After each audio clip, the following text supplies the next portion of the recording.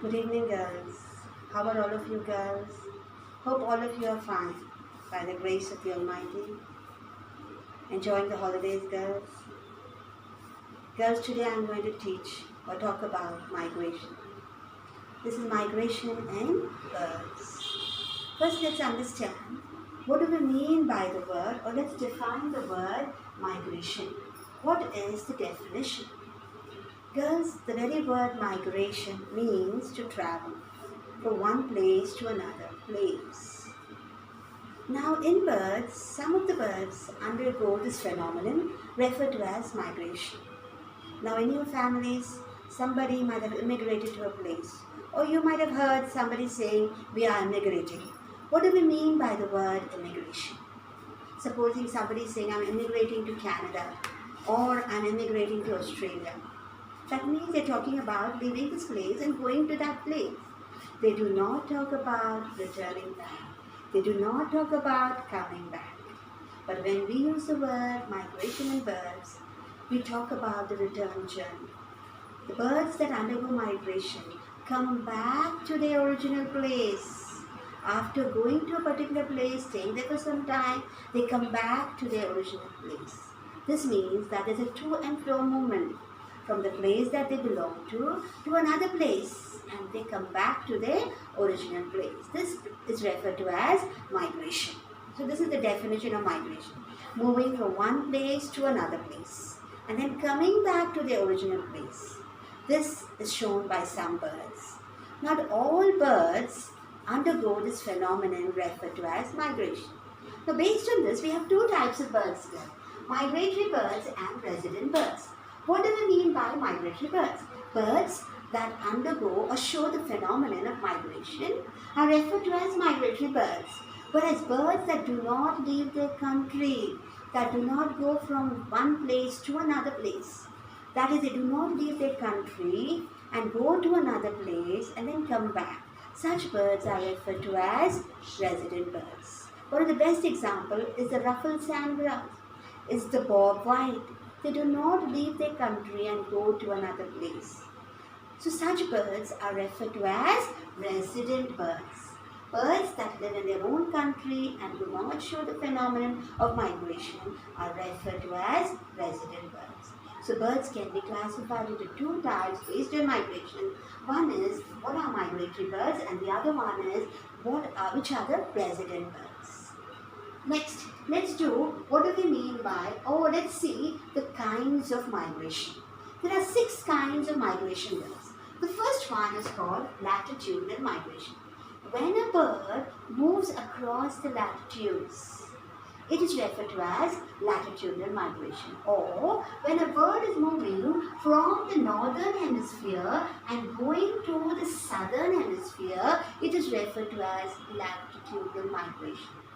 One of the best examples is a number of North American birds and the Eurasian birds move from North America and come to South America.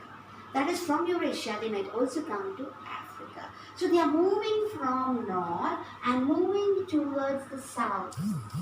Such a type of migration is called latitudinal migration. One of the best examples here is Pluvialis dominica. This is also called as a golden plover. It moves from North America and comes down to Argentina, which is in the southern hemisphere. This is around 9,000 miles, girls. It travels 9,000 miles and comes down to Argentina, lives there for 9 months and then goes back to the northern hemisphere. This bird does not know even a wink of winter. It enjoys 2 summers of the northern hemisphere and the southern hemisphere. We also have many birds from Siberia coming down to the Himalayas or the plains of the Himalayas. Such a movement from the north towards the south is referred to as latitudinal migration. We now move to the second one, that is longitudinal migration. When the birds move across the longitudes, that is, they move from the east towards the west. Such a type of migration is called longitudinal migration. Here, one of the best examples is a starling. It moves from Europe or Asia and it goes across the North Atlantic. It moves along the Atlantic coast and comes to the west. So movement from east to west is referred to as longitudinal migration. The third one is altitudinal migration. As the very word altitude means height. There are a number of birds that live on the heights of the mountains. When it starts becoming cold, these birds slowly come down to the plains and the valleys. Right? So these birds are they are coming down a height and they stay in the plains and then go back when it becomes warmer to the heights. Such a migration is referred to as altitudinal migration. One of the best examples is the willow ptarmigan. Second one are the grebes and the coots in Argentina. These birds descend the heights of mountains and come down and then go back. Therefore, such migration is referred to as altitudinal migration. Next one is what do we mean by partial migration. Now, in partial migration, we find that a number of birds come and live with the resident birds for some time and then go away leave the residence and go away. One of the best example is the barn owl or the Tyto alba, the blue jays and the small swallows, the ptarmigan.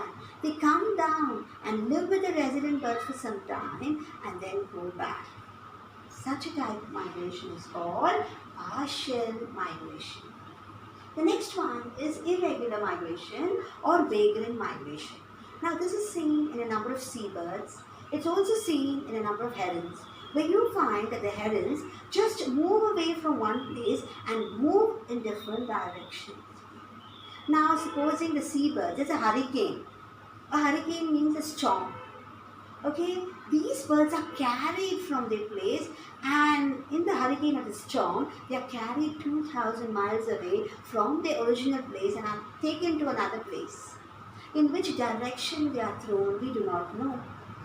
But such type of migration is referred to as irregular migration, shown by the seabirds and the herons. The last one is called seasonal migration. When birds come in particular seasons to a particular area, it is referred to as seasonal migration. For example, we have some birds that come only in summer. These are called summer visitors. Some birds come only in winter. They are called winter visitors. Some birds like the sandpiper and the snipes visit the same place twice in a year. They are referred to as birds of passage. So when birds come in particular season to a particular area, they are referred to as exhibiting seasonal migration. So these are the 6 types of migration in birds. Girls, we move now to the 4th part of migration, and that is modes of flight and migration. Now there are some birds, the first one under that is what do we mean by nocturnal and diurnal flight. There are some birds that may travel during the day or the night. They may be the ducks, the gulls or the shorebirds. It doesn't matter to them. They may travel in the day or the night. But there are some birds that travel only during the night. They are usually the small birds. They are called the small passerine birds, like the warblers, the thrushes and the sparrows. These birds usually, because they are small, they want to escape the birds of prey, and therefore they travel during the night. So birds that migrate during the night are referred to as, taking nocturnal flight. Now let's move to what do we mean by birds that are flying during the day. We usually refer to them as exhibiting diurnal flight. For example, we have the crows, the swallows, the cranes, the loons, the pelicans, the geese and many other birds that travel during the day. And these birds may stop by to take food. And they are usually referred to as exhibiting diurnal flight. Now, the swallows and the swifts, during flight themselves, they just open their mouth and take the insect that are available. They do not descend to the ground in order to feed. But most of these birds come down they stay for some. That is their rest. And therefore, whereas swallows and swifts capture their insect food while flying itself. So this is what do we mean by birds taking the flight during the night. They are called birds that are showing nocturnal flight. Birds that are flying during the day are referred to as exhibiting diurnal flight. There are some birds that travel either by day or by night. Okay. Now we move to what do we mean by second part, referred to as segregation during migration. Right? There are some birds like the swifts, the nighthawks and the kingfishers that want to travel in separate companies. They don't mind, they travel in separate companies. Whereas the swallows and the turkeys usually travel in mixed companies. Now in some species you find that the males go first to build the nest, followed by the females.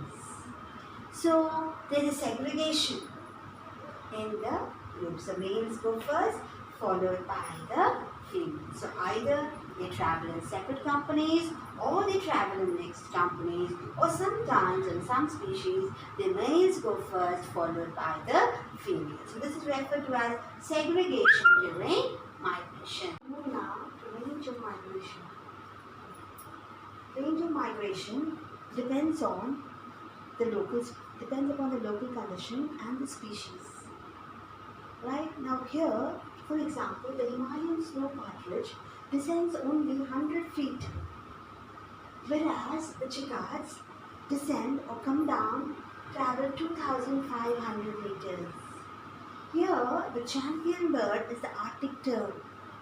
Girls, it travels from Arctic Circle and goes to the Antarctic Circle, traveling or covering a distance of 17,500 kilometers. Then we have the European white-stork, which moves from Europe and goes to Africa, covering a distance of roughly about 12,000 to 15,000 kilometers. So range of migration means the distance that they are covering. So different species cover different distances, and this is referred to as range of migration, and the champion bird is the Arctic tern. We now move to altitude of flight. When we use the word altitude, the very word altitude means height. Okay, at what height are the birds flying? Usually most of the routine migration occurs roughly around 1,000 meters off the earth.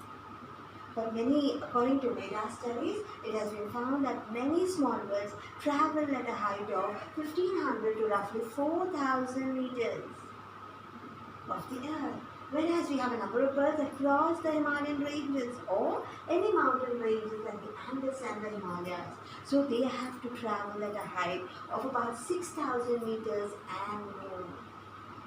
So altitude of flight may be, most of them are 1,000 meters, routine migration, and the small birds are usually traveling at a height of 1,500 to 4,000 meters, whereas those crossing the Andes or the Himalayas may be traveling at a height of 6,000 meters or more. Right? We move now to speed and duration of flight. What is the speed that they are flying at? And for how long are they flying? The average velocity of the bird is usually 50 kilometers per hour. Most of the birds travel at an average velocity of 50 kilometers per hour. They may be traveling for around 5 to 6 hours in a day and covering roughly around 800 kilometers. Now, Indian swift, a lot of studies were done by E.C. Stewart on the Indian swift, and he found that the Indian swift travels at a distance of 250 to 325 kilometers per hour.